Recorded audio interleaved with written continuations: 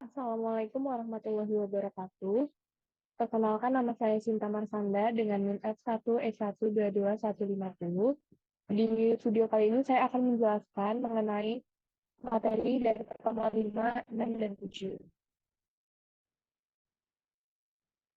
Diawali dengan pertemuan 5, ada 4 macam pengetahuan menurut Burhanuddin Salam. Yang pertama itu pengetahuan biasa, memiliki pengertian pengetahuan tentang hal-hal biasa ataupun pemahaman manusia akan suatu objek tertentu yang terdapat dalam kehidupan sehari-hari. Yang kedua, pengetahuan ilmiah. Pengetahuan ilmiah adalah ilmu atau sains yang memperoleh pengetahuannya dengan menggunakan metode tertentu. Yang ketiga, pengetahuan filsafat. Pengetahuan filsafat adalah pengetahuan yang diperoleh dari pemikiran yang bersifat kontemplatif dan spekulatif. Dan yang keempat, ada pengetahuan agama. Pengetahuan agama merupakan pengetahuan yang diperoleh dari Tuhan melalui para utusannya. Selanjutnya, pengetahuan dan kesadaran. Pengetahuan sendiri memiliki pengertian, yaitu pengetahuan adalah informasi yang didapat untuk memperoleh pemahaman, pembelajaran, dan pengalaman. Menurut Muhammad Hatta, ilmu pengetahuan adalah pengetahuan atau studi yang teratur tentang pekerjaan hukum umum, sebab akibat dalam suatu kelompok, masalah yang sifatnya sama baik dilihat dari kedudukannya maupun hubungannya. Pada umumnya, pengetahuan dibagi menjadi beberapa jenis, yaitu pertama pengetahuan langsung. Pengetahuan immediate adalah pengetahuan langsung yang hadir dalam jiwa tanpa melalui proses penafsiran dan pikiran. Yang kedua, pengetahuan tak langsung. Pengetahuan immediate adalah hasil dari pengaruh, interpretasi, dan proses berpikir serta pengalaman-pengalaman yang lalu. Yang ketiga, pengetahuan indrawi merupakan sesuatu yang dicapai dan diraih melalui indera-indera lahiriah. Keempat, pengetahuan konseptual, yaitu pengetahuan konseptual juga tidak terpisah dari pengetahuan indrawi. Pikiran manusia secara langsung tidak dapat membentuk suatu konsepsi tentang objek dan perkara eksternal tanpa berhubungan dengan alam eksternal.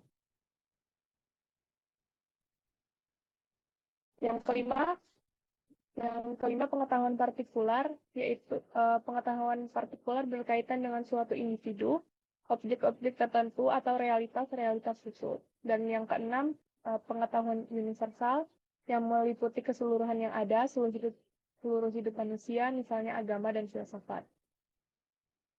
Lanjut ke fungsi ilmu pengetahuan. Fungsi ilmu pengetahuan secara umum ada 3. Yang pertama, menjelaskan sebuah fenomena atau kejadian yang terjadi. Yang kedua, meramalkan atau memprediksi kejadian yang akan terjadi berdasarkan dengan ilmu yang telah diketahui sebelumnya. Dan yang terakhir, mengendalikan keadaan atau peristiwa yang akan terjadi. Kesadaran sendiri memiliki arti suatu tingkat kesiagaan individu pada saat ini terhadap stimulus internal dan eksternal, yaitu terhadap peristiwa lingkungan dan sensasi tubuh, memori, dan pikiran.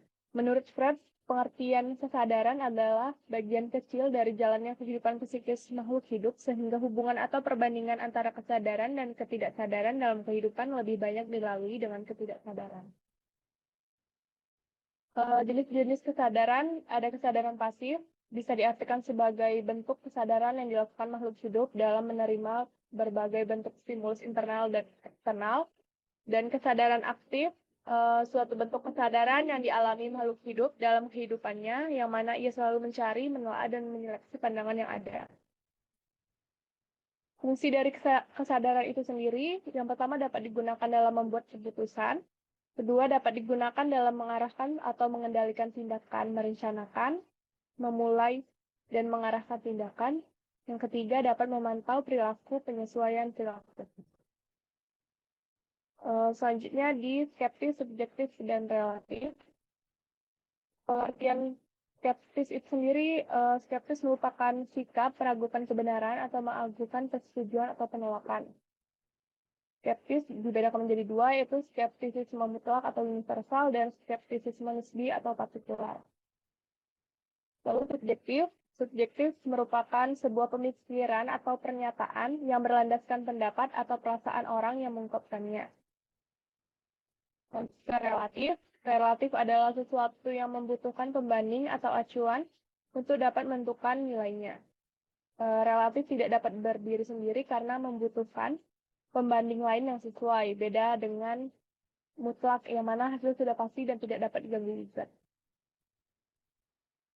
Lanjut di pertemuan ke-6 dengan judul sifat kebenaran ilmiah dan presisi. Apa itu kebenaran ilmiah? Menurut KBBI, kebenaran adalah keadaan atau hal dan sebagainya yang cocok dengan keadaan hal yang sesungguhnya. Sedangkan arti kata ilmiah adalah bersifat ilmu dan arti lainnya dari ilmiah adalah secara ilmu pengetahuan. Sehingga kebenaran ilmiah tidak dapat dipisahkan dari karakteristik yang bersifat ilmiah. Apa kebenaran ilmiah dapat dijadikan ilmu?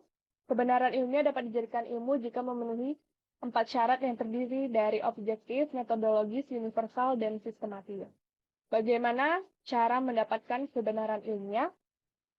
Cara mendapatkan kebenaran ilmiah dengan melakukan proses penelitian dan penalaran logika ilmiah. Hal-hal yang harus diperhatikan dalam kebenaran ilmiah.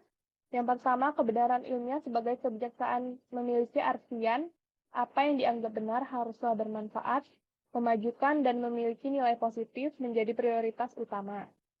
Yang kedua, itu tanggung jawab moral dalam kebenaran ilmiah sangat membantu peradaban manusia dari bidang kesehatan hingga teknologi, bahkan juga pada pendidikan, akan tetapi tidak sedikit orang yang melencengkan hal tersebut. Pengertian dan teori-teori kebenaran. Teori adalah serangkaian bagian atau variabel, definisi, dan dalil yang saling berhubungan yang menghadirkan sebuah pandang sistematis mengenai fenomena dengan menghubungkan antar variabel dengan maksud menjelaskan fenomena alamiah. Sedangkan kebenaran adalah persesuaian antara pengetahuan dan objek, bisa juga diartikan suatu pendapat atau perbuatan seseorang yang sesuai dengan orang lain dan tidak merugikan diri sendiri. Teori-teori kebenaran sendiri ada 10, ada teori koherensi, korespondensi, pragmatis, performatif, konsensus, kebenaran sintaksis, kebenaran semantis, kebenaran non-destruksi, kebenaran logik, dan agama sebagai teori kebenaran. Sifat-sifat kebenaran ilmiah, yang pertama struktur kebenaran ilmiah yang rasionalogis, sifat empiris dari kebenaran ilmiah, sifat pragmatis, dan lanjut ke presisi. Menurut KBBI, presisi memiliki arti ketepatan. Ketelitian yang mana sifat kebenaran ilmiah ini harus tepat dan juga teliti, dan sebelumnya sudah melakukan pencarian, penelitian terkait apa yang dicari. Di pertemuan 7 dengan judul Hukum Ilmiah. Hukum ilmiah adalah perkembangan lebih lanjut dari hipotesis yang mengungkapkan hubungan sebab akibat antara peristiwa yang satu dengan peristiwa lainnya.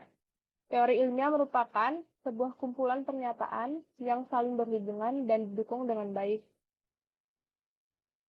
Ciri-ciri dari teori ilmiah, menurut Bill Newton Smith, telah mengidentifikasi 8 ciri teori ilmiah yang mampu digunakan untuk memberikan penjelasan dengan baik, yaitu observational nesting, fertility, track record, inter-theory support, smoothness, internal consistency, compatibility with well-grounded metaphysical belief, and simplicity. Proses terbentuknya hukum ilmiah.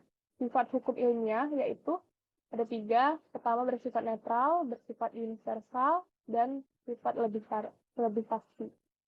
Dilihat melalui garis historis, hukum sains dapat diilhami berdasarkan suatu percobaan secara ilmiah. Hipotesis merupakan langkah menuju dirumuskannya teori dan hukum, karena tidak ada hukum yang lahir secara tiba-tiba tanpa adanya hukum lain yang mendukungnya. Hukum sains merupakan suatu pernyataan di dalam dunia ilmu. Ilmu yang bermula dari suatu hipotesis dan dibuktikan dengan percobaan-percobaan yang menyangkut teori-teori hipotesis. Dalam sejarahnya, hukum sains bisa diilhami sesuai suatu percobaan secara ilmiah. Teori hukum, hukum dengan filsafat hukum, ilmu hukum, hukum normatif, dan hukum positif. Ada yang menyamakan antara filsafat hukum dengan teori hukum.